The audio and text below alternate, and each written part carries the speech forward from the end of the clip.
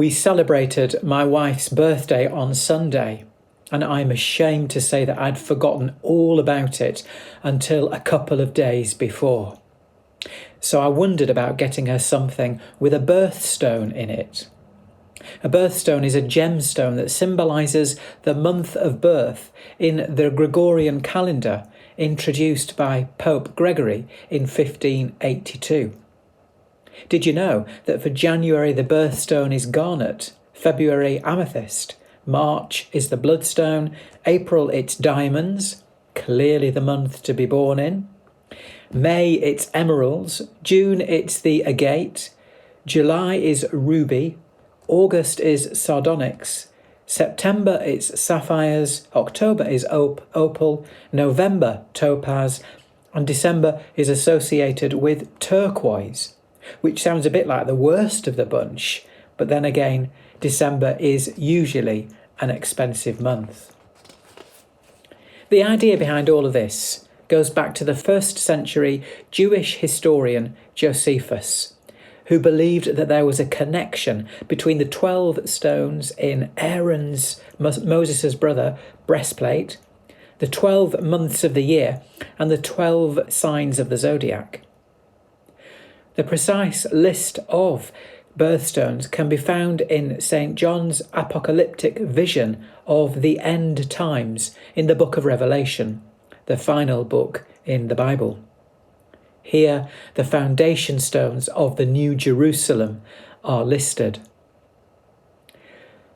But all of this got me thinking, do we really need to be connected to a precious stone to be precious ourselves?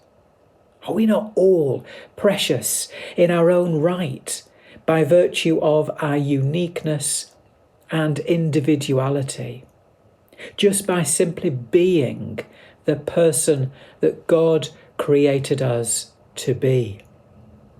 A person who wears diamonds isn't more precious than someone who doesn't. Being precious isn't dependent upon our status, our wealth, or position of power or influence. In the eyes of God, we are precious just as we are. Psalm 139 says, "You created my inmost being. You knit me together in my mother's womb. I am fearfully and wonderfully made." And in Isaiah, God says, "You are precious and honoured in my sight because I love you." The Christian faith not only affirms how precious we are, but also invites us to look upon one another as being precious. And this can be challenging, especially when we find someone irritating or annoying.